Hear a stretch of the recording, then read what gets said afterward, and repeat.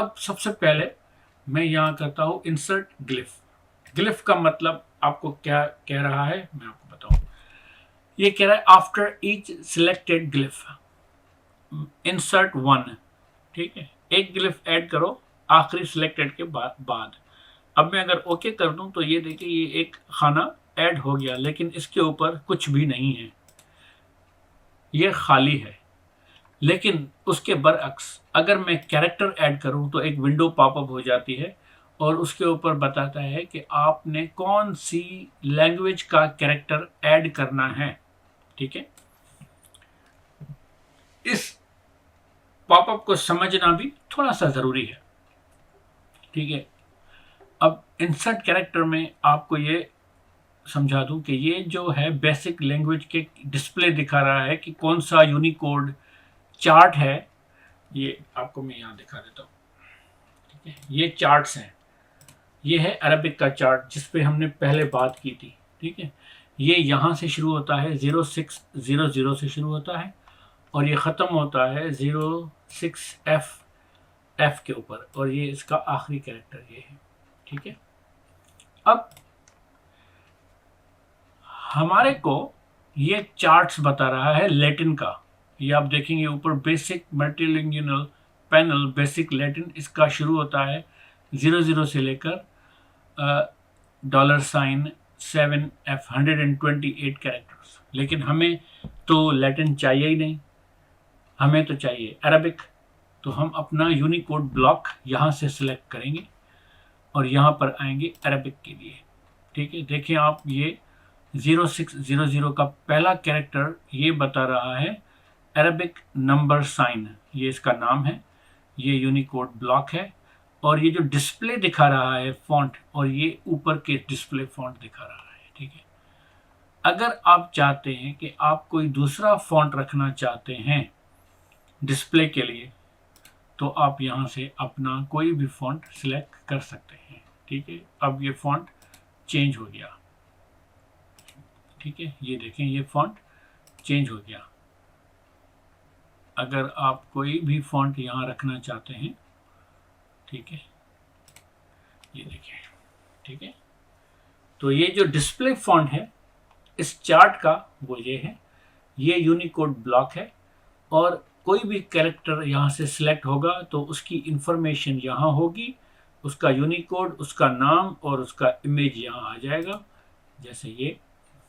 ठीक है, ये कैरेक्टर को ढूंढने के लिए यहाँ पर ऑप्शन है और यहाँ गो टू कोड पॉइंट का ऑप्शन है। अगर आपके पास यूनिकोड कैरेक्टर का कोड मौजूद है और आप सर्च करना चाहते हैं तो आप यहाँ पे अपना कोड लिखें, $साइन और कोड लिखें और गो करेंगे तो वो उसको सिलेक्ट कर लेगा।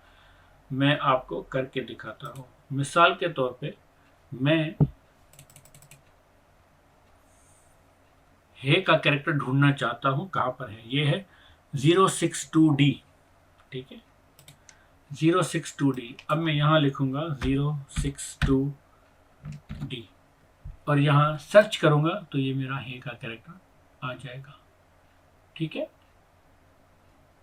ये हो गया इसका प्रीव्यू इंसर्ट कैरेक्टर्स का। ठीक, अब हम इसको करते हैं कैंसिल। असल बात यह है कि हमने क्या करना है कि हमने पूरा का पूरा ब्लॉक ऐड करना है। ये जो मैंने एक ग्लिफ ऐड किया था वो मैंने डिलीट कर दिया। हमने क्या करना है, हमने पूरे का पूरा ब्लॉक, पूरा यूनिकोड का जो अरबिक का जो चार्ट है वो पूरा ऐड कर देना है। ठीक है, अब यहाँ कैरेक्टर्स पे आएंगे और यहाँ हम अरबिक को सिलेक्ट करेंगे। ठीक है, ये है अरबिक। ठीक है, अब सबसे पहले वाले जो कैरेक्टर है उसको डबल क्लिक करेंगे। आप यहाँ देखेंगे कि हमने ये पहला कैरेक्टर ऐड कर दिया।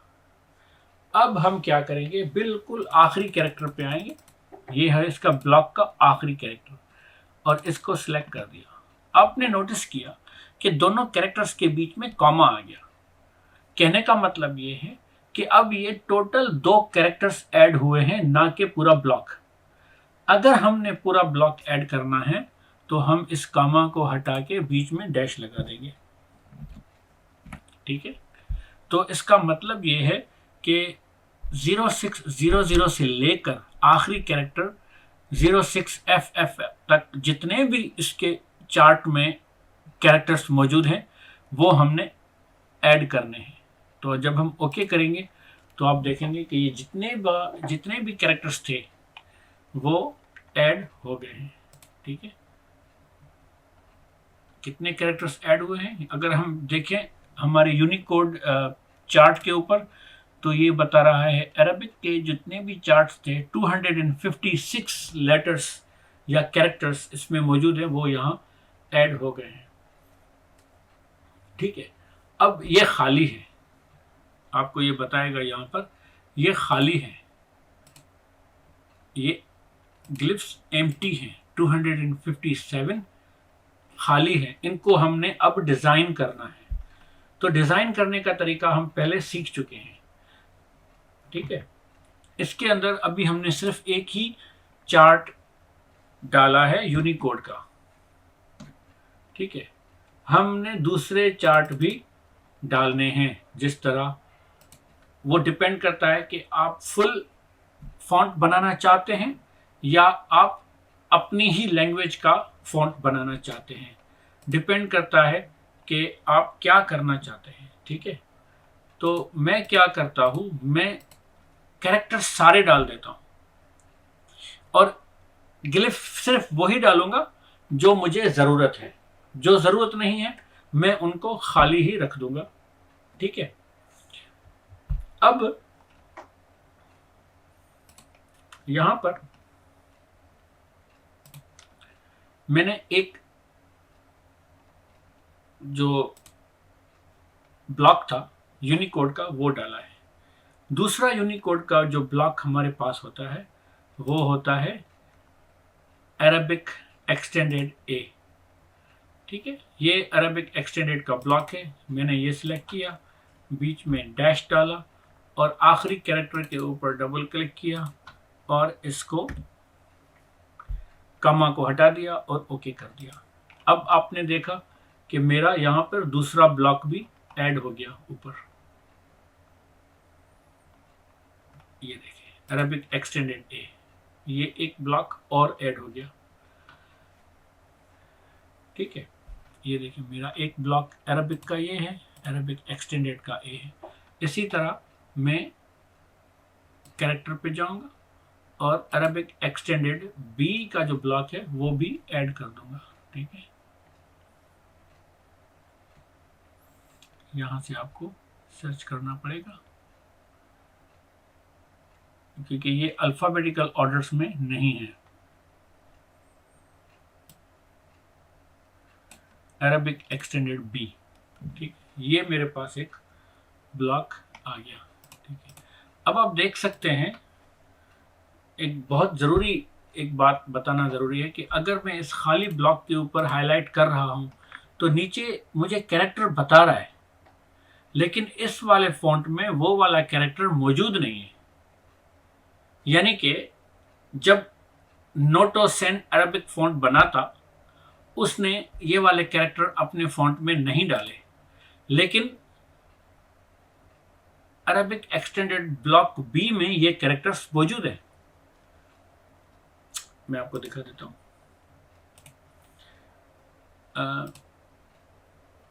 ये देखिए ये वाले जो कैरेक्टर्स हैं अरबिक एक्सटेंडेड बी के जो कैरेक्टर्स हैं वो नोटोसेंस अरबिक फॉन्ट में नहीं है। तो आप क्या कर सकते हैं, यहाँ पर अगर आप फॉन्ट चेंज कर लें, मिसाल के तौर पे मेरे पास एक फॉन्ट है पाक टाइप नस्ख बेसिक। देखिए अगर मैं यहाँ पे फॉन्ट चेंज कर लूँ तो ये मुझे बता रहा है कि ये कैरेक्टर्स भी उसी ब्लॉक के हैं, लेकिन वो दूसरे वाले फॉन्ट में नहीं है। तो ये वाला ब्लॉक यहाँ से शुरू होता है और यहाँ पे आके ख़त्म होता है।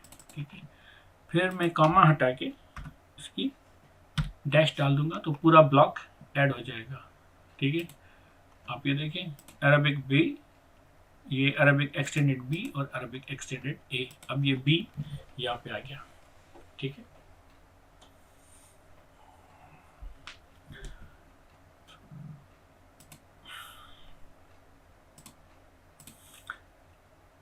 अब क्वेश्चन मार्क्स इसलिए दिखा रहा है यहाँ पे, ये भी मैं आपको बताता चलूँ। क्वेश्चन मार्क्स इसलिए दिखा रहा है क्योंकि ये वाले ब्लॉक में जगहें खाली हैं, ठीक है।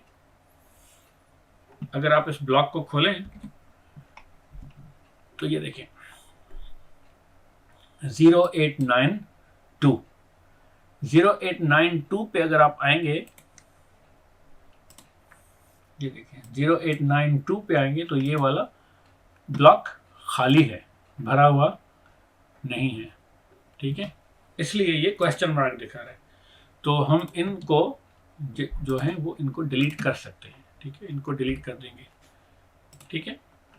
तो हमारा इस तरह हम अपने ब्लॉक्स ऐड करेंगे, ठीक है। तो यहाँ पर हमारे कितने ग्लिफ्स हो गए हैं? 395 ग्लिफ्स हो गए हैं, ठीक है। तो इसी तरह हम जितने भी हमारे अरबिक के ब्लॉक्स हैं वो हम इसमें ऐड करेंगे, ठीक है। ये हमारा, अब आपने सीख लिया कि ग्लिफ ऐड कैसे करते हैं और कैरेक्टर ऐड कैसे करते हैं, ठीक है। अब सबसे इम्पोर्टेंट टॉपिक जो हम इस वीडियो में बात करेंगे वो है ऑप्शंस, व्यू एंड प्रीव्यू, ठीक है। अब आते हैं ऑप्शंस, व्यू एंड प्रीव्यू के ऊपर। अब यहाँ पे जाइए, टूल्स, ऑप्शंस, ठीक है। ये है व्यू, ठीक है। ये बहुत ज़रूरी टॉपिक है जिसको बताना ज़रूरी है, ठीक है। अब आप देख सकते हैं कि ये जो ग्रे में फॉन्ट नज़र आ रहा है वो आप किस फॉन्ट में देखना चाहते हैं, ठीक है। पहले भी मैंने एक अर्ज़ की थी कि कुछ फॉन्ट में नए कैरेक्टर्स मौजूद नहीं हैं। अगर आप ये चेंज कर देंगे तो आपको ये जो ग्लिफ की विंडो है या जो बॉक्सेस हैं वो खाली नज़र आएंगे। मिसाल के तौर पे मैंने एक फॉन्ट सेलेक्ट किया है, एक फाउंड्री है पाक टाइप की, उसने एक फॉन्ट बनाया था अजरक, उसमें ये फॉन्ट। अगर मैं इसको कैलिब्री फॉन्ट कर देता हूँ, ठीक है, ये मेरे पास है कैलिब्री, और इसको मैं प्रीव्यू में व्यू के अंदर ये कर देता हूँ, तो आप देख सकते हैं कि कैलिब्री फॉन्ट ने अभी तक जो नई जो ग्लिफ्स हैं वो ऐड नहीं किए। उन्होंने अभी इन कैरेक्टर्स को अपने फॉन्ट में यूज़ नहीं किया, ठीक है। अगर आप टूल्स में आएँ और ऑप्शंस में आएँ और अगर आप एरियल फॉन्ट देखें, ठीक है, एरियल देख लेते हैं। एरियल फॉन्ट ने भी इन कैरेक्टर्स को अभी तक अपने फॉन्ट्स में यूज़ नहीं किया, बल्कि यूनिकोड ने ये नए कैरेक्टर्स रिलीज़ कर दिए हैं। अभी तक एरियल ने या कैलिब्री ने ये अभी तक ये कैरेक्टर्स अपने नए फॉन्ट्स के अंदर यूज़ नहीं किए, ठीक है। इसीलिए मैं अपने फॉन्ट्स में पाक टाइप के फॉन्ट्स रखता हूँ ताकि मुझे कैरेक्टर्स नज़र आए। मेरे ख्याल में ये एक वाहिद फॉन्ट है जिसने नए कैरेक्टर्स को अपने फॉन्ट्स में डाला है, देख सकते हैं आप, ठीक है। अच्छा, दूसरा ऑप्शन था प्रीव्यू का। टूल्स में आए, ऑप्शंस में आए और ये प्रीव्यू का ऑप्शन, ठीक है। अब इसके अंदर जब हम फॉन्ट को प्रीव्यू करते हैं तो हमारे को उस फॉन्ट के कैरेक्टर्स नज़र आते हैं, ठीक है। जब हम ये बना लेंगे तो हम इसको प्रीव्यू जब करेंगे फॉन्ट को, फॉन्ट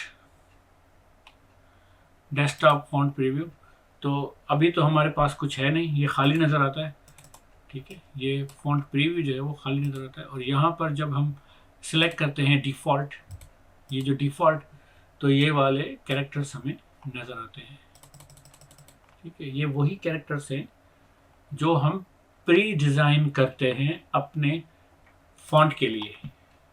तो आप टूल्स में आए और यहाँ ऑप्शंस में आए, ऑप्शंस में आके आप यहाँ पे अपनी कोई लाइन ऐड कर सकते हैं, ठीक है, ताकि जब आप फॉन्ट को प्रीव्यू करें तो वो आपकी लाइन नज़र दिखाए यहाँ पे। ठीक है, अगर मैं यहाँ पे लिखूँ